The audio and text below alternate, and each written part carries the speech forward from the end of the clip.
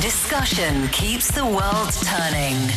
This is Roundtable. August 8th is National Fitness Day in China, but for millions of people in the country, staying active has already become a daily habit. From sunrise park goers to late-night gyms, from cycling clubs to square dancing and smart fitness apps, everybody seems to be doing something. So, what actually turns exercise from a chore into something you stick with for life? We're live from our studios here in Beijing. This is Roundtable. I'm Steve Hatherley. Thanks for being with us today. And for the show, I'm with Fei Fei and Yushan. First up, August 8th marks China's National Fitness Day, but it's about much more than simply breaking a sweat. From packed parks at sunrise to late-night gyms, from marathons and cycling clubs to square dancing in the park and smart fitness apps, staying active has become a part of everyday life for millions of people. As fitness becomes more accessible and more social too, I'd say, it's also changing the way people think about health and community and perhaps even happiness. So, what does the growing fitness culture take to turn exercise into a lifelong habit? Fei Fei and Yushan, good afternoon. Is exercise for you a lifelong habit? Well, I think I have the confidence right now saying that, yes, I do have a lifelong habit of getting active, going into exercises regularly basis. And that I have that confidence simply because I was able to do like a routine workout session for the past 7 years. 7 years? 7 years. Wow. So that is why I have the confidence of saying, yeah, I have a lifelong habit. Because for only a few months, maybe you're still having that question mark on your mind. That's cool. And you've been doing this 7 years consistently without, I'm sure maybe breaks here and there. Yeah. But pretty much consistently for the last 7 years. Yes, pretty much for the last 7 years. And that was a turning point, especially thinking about when I was a teenager, for example, even in 20-year-old, I wasn't very active. Getting any physical exercises would be a big no-no for me. And I think the biggest turning point comes from 2008 when Beijing Olympics happened. Were you in the Olympics? If I were... You wouldn't be talking to me like this, Steve. We would be interviewing you. Yeah, you'll be interviewing and with all the cameras and so on and so forth.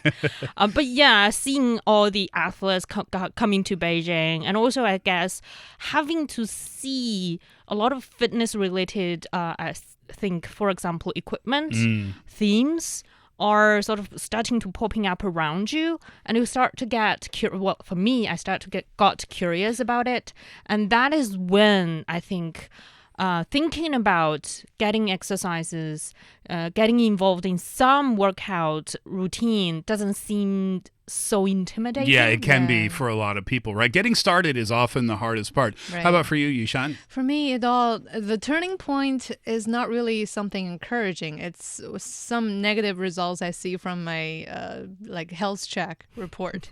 I believe that's the case for a lot of us, to really pay attention to how getting active can be a long-term addiction for you, and it's a good addiction among all others for you, because you got to realize that it's not just PE classes back in childhood that's kind of mandatory. It's that staying active, it means everything for us to stay healthy. So yeah, not really 7 years ago, but less. I think just like 2-3 years ago, I started to realize how important for me to build muscles. Yeah. So it becomes a habit nowadays. I think you're right. I think getting something on your health report that was maybe unexpected is the key motivator for a lot of people around the world to make some adjustments in their life. You mentioned, though, Fei Fei, the 2008 Beijing Olympics. And let's start here, because it was on January 7th in 2009 that China made the decision to make August 8th as the National Fitness Day. And it's been that way since 2009. And I'm wondering if the Olympics were kind of a motivator for that decision. Yeah, exactly, because August 8th in 2008 was the date when the Beijing Olympics started. Ooh. So a year later, not a year later, but, half a year, a couple of months later in January in 2009, and that's when they think, China thought, August 8th is such an important day for a lot of Chinese people, and also I think holding Beijing Olympics, like me, is a turning point on our perspectives about fitness, about health, and about sports start to change. And this is why the National Fitness Day was set on August the 8th. And the aim for having this day is basically, I think when people talking about building a lifelong habit, about, doing exercise, it feels like a personal choice. But it's not only a personal choice, it's also about, do the society gives you accessible choices and equipment. And I think on this day, this country is trying to meet that needs coming from the people and encourage people to take part in all different kinds of sports and fitness activities, and also promote the development of different campaigns. And also, I think infrastructure, for example, would also be a key part to get people more active throughout the country. And so having this day would be a perfect time to sort of getting people educated about how to get active in the first place. The starting point is most of the time the most difficult step to get you into that routine. And it's so easy to make excuses. Yeah. Right? If maybe, you need the infrastructure, right? So maybe you have like a park with ping pong tables and you think, oh, okay, well, I'm going to get out there on the weekend and play ping pong and get active a little bit. Oh, but that park's like a 10-minute walk away. And, it's so easy to come up with some sort of justification for not getting moving. But the more resources we have, the harder it is to make excuses to not get out there and get active. So speaking of active, let's talk about some activities that are happening around the country. Yeah, we are celebrating this whole National Fitness Day, actually the 18th National Fitness Day this year, with a vibrant array of activities that blends not only sports, but also cultural and modern technology-involved activities. For example, in southern China's Yunnan province, I wasn't expecting to list examples from Yunnan first, but apparently they're doing a lot of interesting things this year. So, for example, in the city of Lijiang, which is an iconic tourism city in Yunnan, over 3,000 people from various ethnic groups are gathering there on August 1st to kick off the celebrations by performing a massive fitness dance of the Naxi ethnic group. Now, if you don't know what Naxi ethnic group dances look like, I specifically picked some videos to watch. So basically what they do is a little bit similar to the Tibetan style, but they involve a lot of hand-holding, dancing and kicking together, jumping.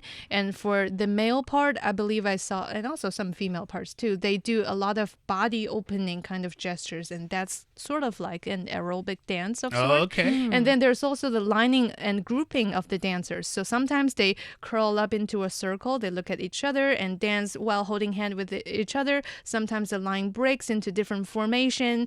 So it's a grouping of gestures, of dance movements with a combination of all different kind of movements. So that would qualify perfectly as a fitness dance. So also I believe it's way of promoting local culture or ethnic culture as a way to encourage everybody to see this as a new way of square dancing. I think not only in Yunnan, in a lot of places in China, especially with a lot of ethnic groups in that region, they will sort of somewhat combine their local cultural dancing elements into a square dancing movement. So meaning sort of, for example, simplifying some of the moves so that it won't be so difficult for you to learn, to pick up for square dancing. And sometimes they have like organizers in different places and play music. And I think we saw that in Xizang before, where people of different ethnic backgrounds actually get together on a square dancing with some Tibetan dancing movements. And similar things are happening with this Naxi dance as well. It's awesome because when we think, maybe for a lot of people, when they think fitness, they immediately think, oh, they have to go to the gym or can get a trainer or something like that, or go jogging for, 10 kilometers minimum. No, it's not the case. Even getting together with people in the community and dancing together is a form of physical fitness for sure. Was it the same location that put together an orienteering event not that long ago. I think it was on the 2nd of August. Yeah, that's exactly in the same ancient city of Lijiang where that fun orienteering activity was held. I would love to try this sometime. It sounds so fun. Yeah, I believe we talked about orienteering We did, yeah. a few months ago. It's a sport where participants use a map and compass to navigate between specific checkpoints. It's like treasure hunting, but more fun. Yeah, it's like Jungle Survivor without the jungle, which is perfect for me. So it's sort of a competition, but also have like different fitness activities embedded with it. Yeah, well, on August 2nd, there were over 600 runners that checked in at cultural landmarks, and all of the participants even received certificates made of traditional dongba paper, which is a local handicraft out of the Nasi culture. So for them, it's not only just an orienteering event, but also a cultural experience. Yeah. Let's talk about some esports briefly. Let's hop over to Jinan in the eastern part of the country in Shandong province. So they put a modern twist to their fitness holiday by hosting a huge crossfire. It's called a crossfire, and it's a popular online tactical shooting game. It was a carnival happening. It's scheduled for the 8th and 9th, which combines professional gaming finals with live music performances. So this is cool because they're turning Fitness Day or the Fitness Holiday into kind of a fun, competitive cultural festival too. Yeah, and also that is what the young people would definitely love to participate in when we're talking about esports and gaming. And when people start to talking about fitness, it also doesn't necessarily mean you need to go outdoors. But also, esports is also a kind of sports in today's terms. Yeah. And also, I feel like that's a stealing of idea. We're getting a little loosey-goosey with our with our definitions. But I yeah, think sport definitely. It's just how to get people sort of gather together and have fun. For example, in Jinan as well, they're also gathering children participating in Go, in that traditional Chinese board game that with black and white stones. And they are also hold tournaments held around the city from August the 1st to the 9th, so within this week. And they're also like, it's not about the city of Jinan, it's very e-sporty for this National Fitness Day. They're also organizing, for example, street dance battles or martial art showcases. I think it's more of on the youth side when they are into things like street dancing, not only about square dancing, but also about esports and Go games and video games. Yeah, it's a really cool thing. Also, another thing the city is doing, and this is happening, it started on the 3rd of August and it's going until the 9th, the Jinan National Fitness Center. I think this is such a great idea. They're giving away free experience vouchers for a variety of different sports. So people can try swimming if they want, or badminton, or table tennis, or billiards is even on the list if you have an interest in that. And the idea behind that is to just kind of let every person enjoy the different activities that sports has to offer.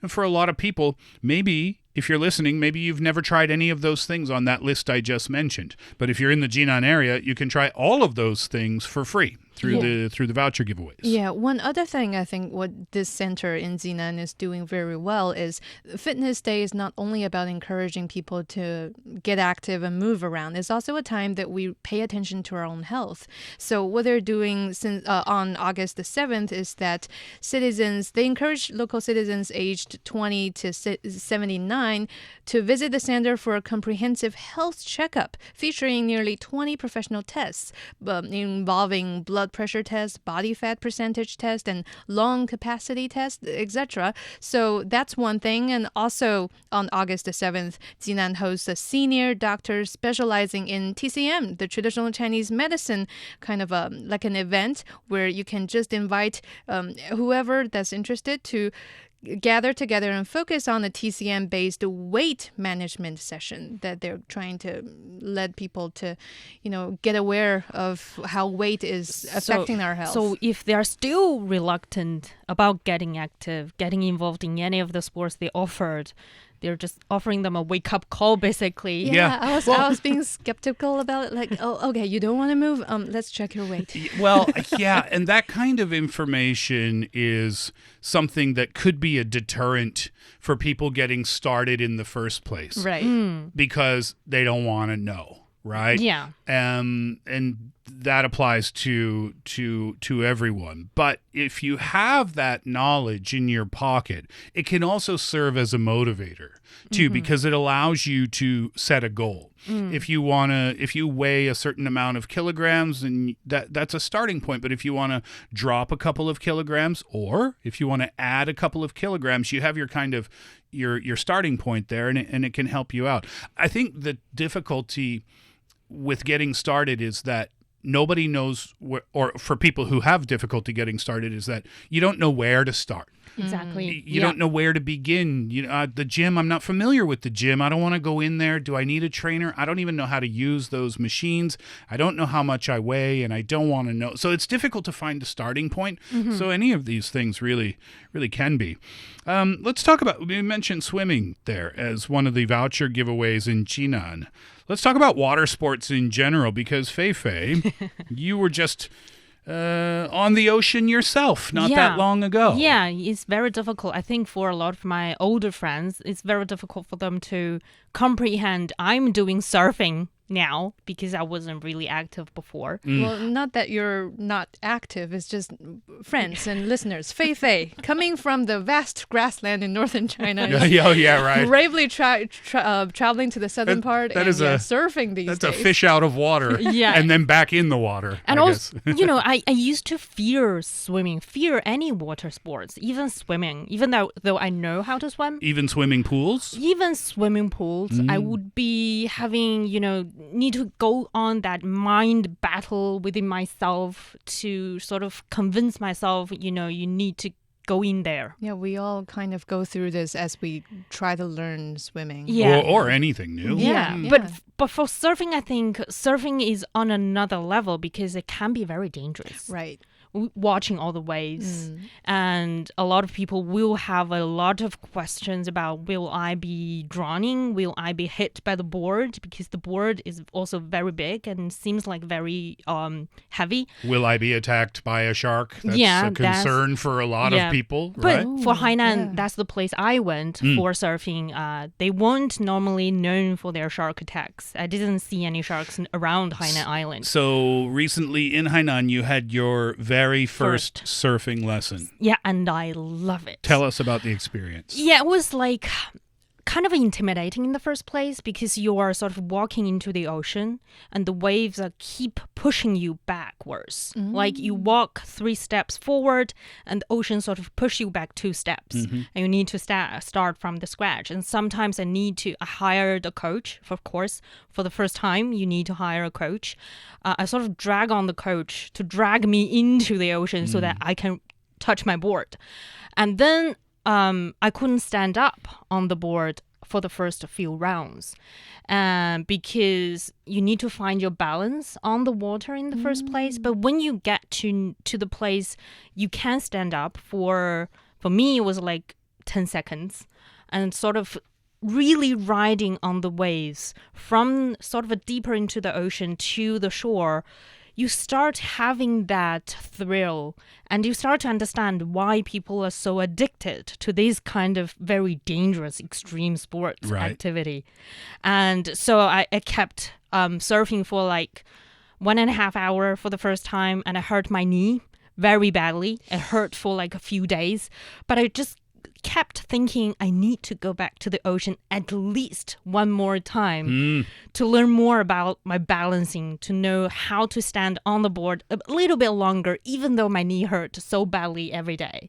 So I think some sort, I'm not sure, and I even start to think, can I try, kite surfing? Oh. That's another. What is kite surfing? Kiteboarding. Yeah, kiteboarding is that it's also around the ocean. It's also a kind of water sport. Yeah, I've tried surfing. I took a surfing lesson in Hawaii. Only one. It was a little bit boring for me, but a lot of things when you start learning, you start from the very beginning, right? So it can be a little bit basic.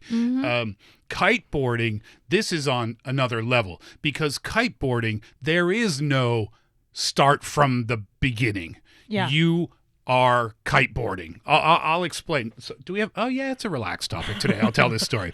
So I was in the Philippines, right? And kiteboarding is, you have a kite over your head. It's a big kind of shaped like a big bird. It's bigger than the ones we play in the park. Yes, much bigger.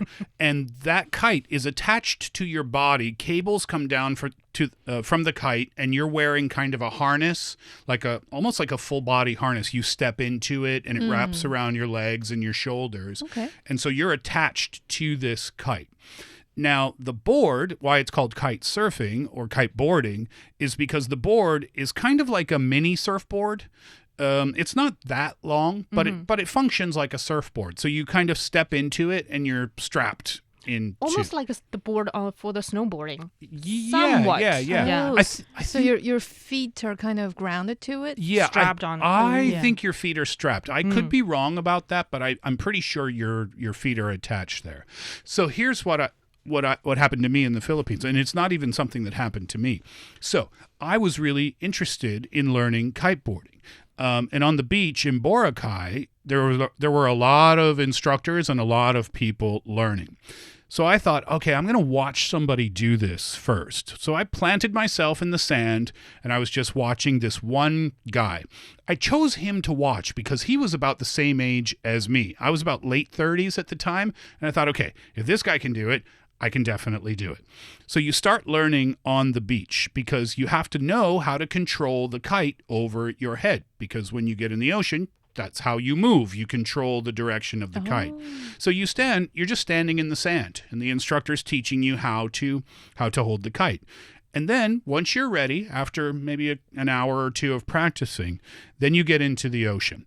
Now, the way to get into the ocean is to walk backwards into the ocean, and then you kind of sit down and slide the board under your feet. And when you're ready, you move the kite at an angle so the wind catches it and you take off. You fly. And off you go. And you're cruising along the surface of the water, and your movement is controlled by the kite and the wind and you controlling the kite.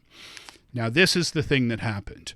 When the guy, and by the way, I'm telling this story because he was fine, but the guy, when he sat down to put the board on his feet, he didn't get to do it. What happened was a gust of wind came from behind him. It pushed the kite forward directly in front of him. The kite caught all of that wind, and this guy launched out of the ocean like he was shot out of a rocket straight towards the beach. He landed on his face, but because he's attached to the kite, he's now being dragged up the beach by the kite. I stood up and walked back to my hotel room. And that was, I was like, nope.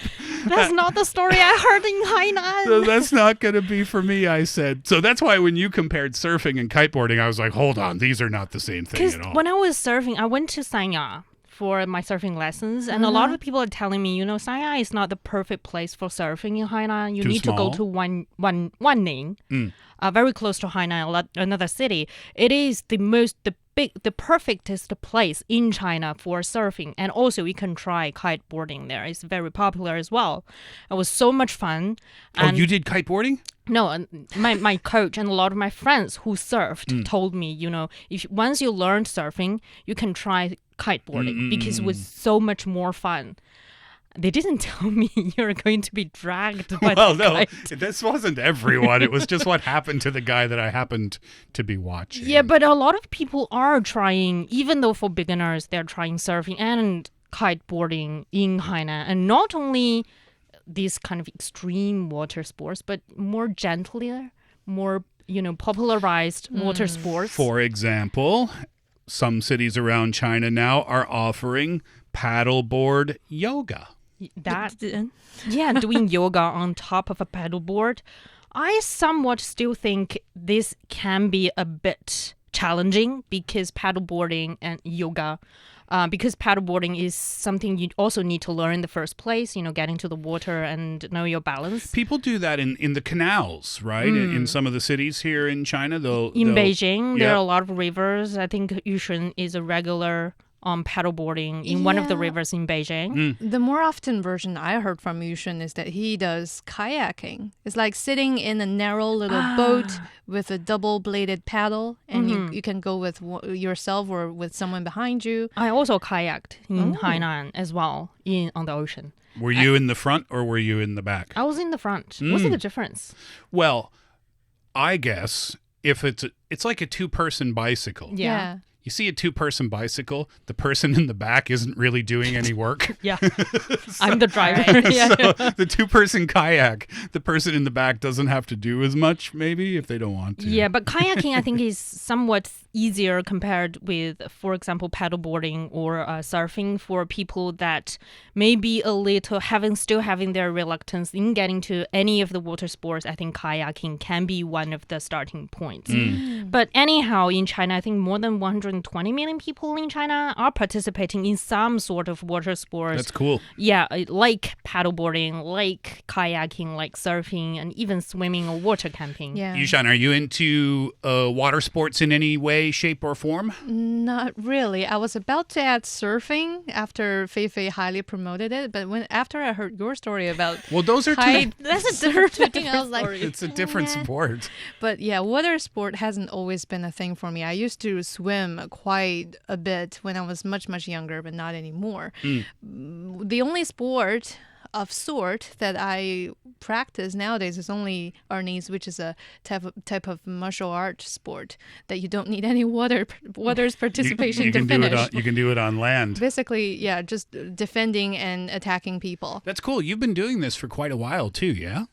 Several years. Yeah. But I'm still at the beginner side of things because, after you get to the higher level, you actually need to start beating people and accept that you are probably going to get hurt from being beaten by other people. True for a lot of martial arts, Yeah. yeah. But you obviously really enjoy it because you've been doing it for so long. Yeah, it's something you don't get to do in day-to-day work or life because that's the only chance I get to do combating in a sports format. And I believe that's why a lot of similar sports like I wouldn't say Tai Chi is among those, but something like boxing or like even fencing or ice hockey for sure, and any sports that has that combating nature to it, it's so attractive to a lot of us here because as China gradually opens up our mind to more and more of such sports, is that, well, you're not trained or taught to be aggressive, usually speaking, especially for a female who's trying to become involved among one of these sports, and then you get to lash it all out when someone is holding a stick and wielding it at you. Yeah, right. And not only are you learning the technique, but also you're challenging yourself in how much you can take in face of all the aggression, and also in the meantime pulling out the aggression from you in answering all that. I think it's a very philosophical thing when you look very deep down into martial arts of any kind. That's awesome. What's the name of that again? It's, well, in English is arnis esgrima, and I believe that has a Spanish root to that word too. But in Chinese, we can generally direct translate it into Filipino short stick. Yeah. What do you think are the biggest benefits for you from doing that? Because I think with martial arts, I've done a few in my life. I never got to a super high level, but one of the things that they talk about a lot is that it's not just the physical benefits. It comes with more confidence because you think you have the ability, and you do, to protect yourself if something goes wrong. Yeah. Hopefully it doesn't, obviously, but there's that. There's oftentimes a spiritual side to it, an emotional side to it. So what's it been like for you? For example, previously, if I walk down to an underground parking lot myself without knowing the martial art I do now, I would feel, oh, this is just an unsafe environment for one single female to walk through the darkness and approach her car in a very dim light place. But nowadays, it's like nothing for me. I feel like That's the self-confidence, confidence. right? that's amazing. Shifting mindset that it occurs to you after you start to practice and know yourself better from it.